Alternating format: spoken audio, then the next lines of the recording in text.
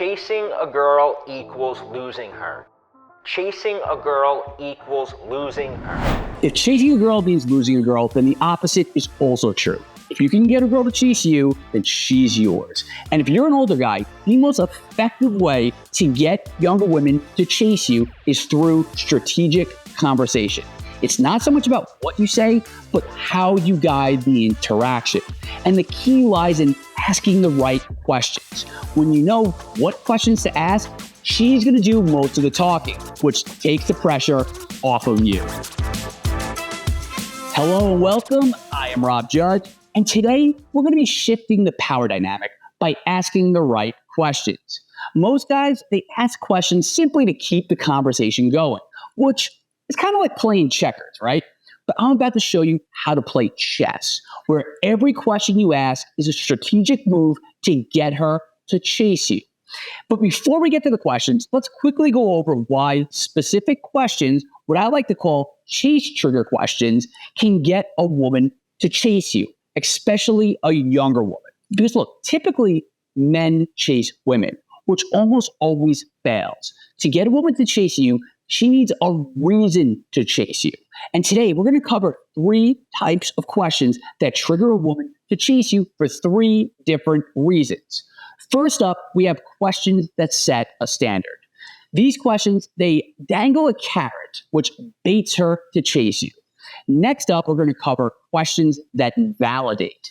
These tap into the golden mirror principle, making her crave your approval. Finally, we're going to go over questions that display authority. These allow you to subtly showcase your mastery and knowledge, which establishes your value. We'll use these 3 triggers, carrots, validation, and value, to turn the tables and to get her to chase. But keep in mind, this is going to be a slow burn, not an immediate switch. The goal is to introduce a chase trigger and then build on it with follow-up questions that fan the flames. So now that we've laid the groundwork, let's dive into the questions. 1, questions that set a standard. If you want a woman to chase you, you have to give her something to chase, which means you need to set a standard. And to set a standard, you have to know what your standards are. As an older guy, this shouldn't be that difficult. You should already know what you're looking for in a woman. And chances are, probably do. However, what you probably don't do, or at least you don't do effectively, is communicate those standards to the women that you're interacting with. Most guys, they don't set standards. And this often means that the woman sets a standard, which makes him chase her, which leads to her losing interest. Even if you're one of the few guys that's comfortable expressing your standards to a woman, chances are that you're probably going about it in a kind of heavy-handed way. Because simply listing your standards and expectations almost always comes off as a bit of a buzzkill, right? Well, it's good that you're setting a standard. You're doing it at the cost of disrupting the vibe. A much better way to communicate your standards is to embed them in a question. So rather than saying, I like intelligent women, you might ask her, so what's the last good book that you read? Or let's say you like worldly women or adventurous women. You could ask the craziest place that she's ever been to, or the last country that's stamped on her passport. By setting a standard this way, you do a few essential things, right? First, you're showing her that you have standards, but you're doing it in a subtle way, because you'd only ask her the last good book that she read because it matters to you, which communicates what you're looking for, and it gives her something to chase. Even if it's been years since she read a good book, if she tries to answer the question, it sets the frame that she's trying to live up to your standards, which gets her in the habit of chasing you. Now, if a woman doesn't answer the question, for example, if she says something like, oh, I don't read, this isn't the worst thing, actually, because it opens the door for some flirtatious banter. Whenever this happens, what I would do is I'd playfully challenge her, right? So to go back to the reading example, I might say something like, you don't read? What? Are you serious? Which puts her on the spot a bit, right? And it creates some of that healthy, attractive tension.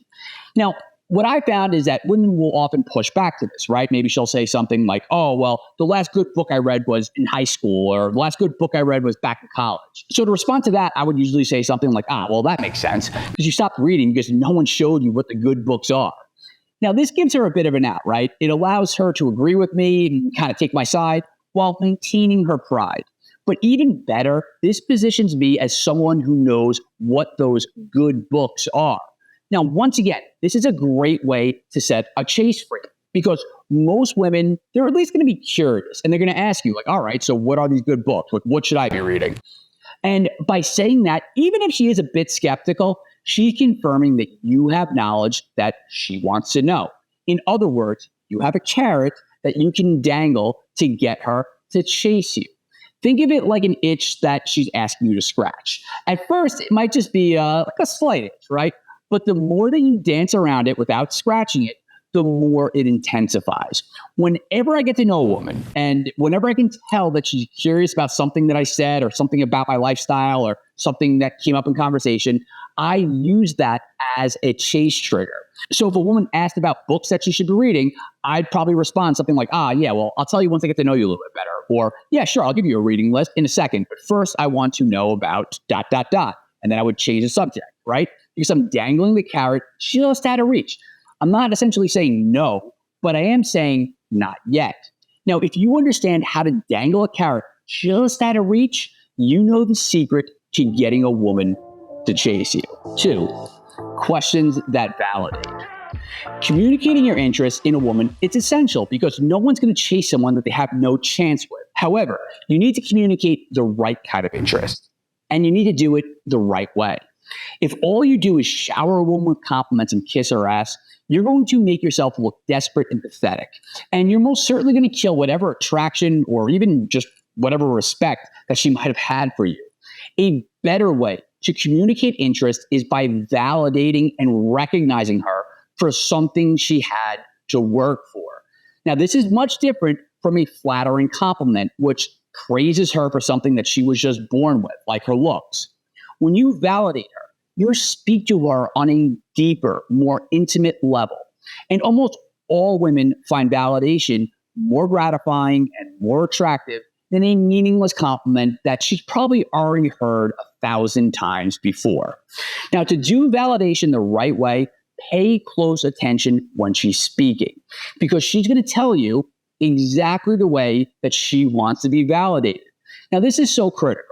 The secret to standing out amongst all the other guys vying for a woman's attention is recognizing her for how she wants to be seen. In the Unlock the Scrambler course, Bobby Rio and I call this the golden mirror, because you're reflecting a woman's idealized image back to herself. One example that I used in the seminar was I explained in detail how I had met this girl, right? She was young, busty, blonde, and at the time, she was working as a stripper. And she actually went on to become a pretty well-known porn star. So the reason I bring that up is because, as you can imagine, at first glance, this girl looked like your typical sexy bombshell. But as soon as I started talking to her, I realized that was not the way that she wanted to be seen. I was listening closely when she was talking. I was listening closely to what she was saying. And based on what she said and how she chose her words, I very much got the sense that she wanted to be seen as intellectual, as someone who was cultured. Now, I didn't simply say, wow, you seem really smart, because while that's not a terrible idea, it doesn't necessarily contribute to the vibe. And also, too, it could come off as a bit supplicating. So instead, I validated her with a question by asking her for a book recommendation. Specifically, I remember I pulled out my phone and I said, hey, so I just finished the book that I was reading, and since you seem like someone who reads a lot, seems like you have pretty good taste, give me a book to order from Amazon. Now, she lit up when I said this, and she jumped at the chance to recommend a book. And I remember after I placed the order and I looked up at my phone, the expression on her face confirmed that my stock had gone way up in her eyes. Now, notice, I didn't simply just tell her that I thought she was smart or that she had good taste. I found a way to show her that. And it was as simple as embedding validation into a simple question. Now, most guys, they never think to do this, but really think about this, right? If you tell a woman something that you like about her and you really meant what you said, you would treat her like someone who has that admirable quality. So in my case, I didn't just compliment her intelligence. I started treating her like an intelligent person whose opinion that I respected. Now, understanding this can separate you from every other guy that she's talking to. In fact, if I had to pick like 5 dating skills to master, the golden mirror would absolutely be on that list. So it's absolutely a skill that you should work to master. And what that means is you need to become an attentive listener. Listen closely when a woman's speaking, almost think of yourself like a detective, right? Listen to the words that she's using, the phrases, the expressions, and really ask yourself, what does she seem to value the most? What quality seems most important to her? Whenever I'm working with a client, right, I often ask them to consider what might she do with her time if she had a day off from work, or if maybe if she didn't have to work at all, money wasn't an issue, how would she spend her day? And I also try to have them remember like a unique word or expression or phrase that she might have said or used.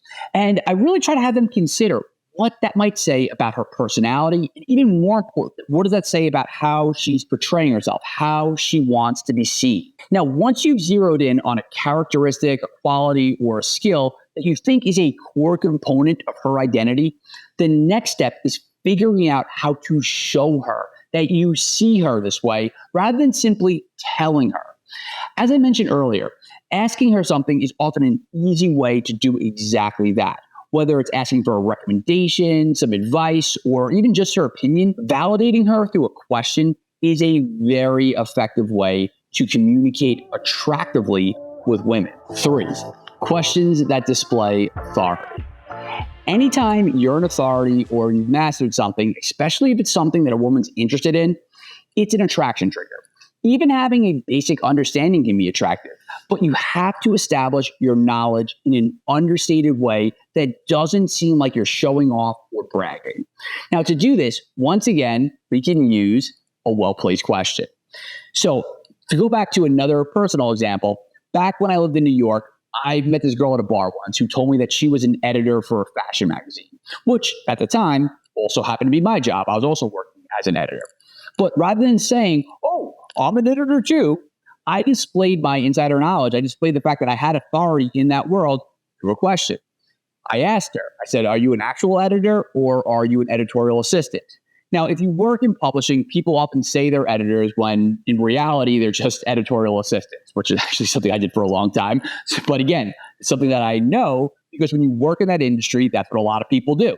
So when I said that, it actually made her laugh and she responded, actually, 3 weeks ago, I got promoted to a full-blown editor. So I said, oh, very nice. So your name's on the masthead, huh? That's impressive. Now, again, just to put this in context, a masthead is a page or a section in a publication that lists the editorial brass of that publication, which, again, most people, they never look at this, but if you work in publishing, this is something that you notice and this is something that you know about. But even more important, I hope that you're seeing how questions with insider knowledge and insider jargon can establish you as an authority. When she told me that she worked in publishing, I could have just said, oh, I'm an editor too. But proclamations like that, they often come off as overeager, and even more important, they risk killing the vibe. If you come out and tell a woman, oh, I do that too, the conversation, it just goes in a very predictable direction, right? It becomes very interview style. Because we can all imagine what would come next when you say stuff like that, right? She's going to say, oh, so what magazine do you work for? How do you like working there? Oh, do you know so-and-so? That's why you always want to show a woman your authority or your insider status rather than simply telling her. Now, you can also display authority in a way that draws a woman in, which makes her curious to want to learn more, even if she doesn't have that same insider knowledge.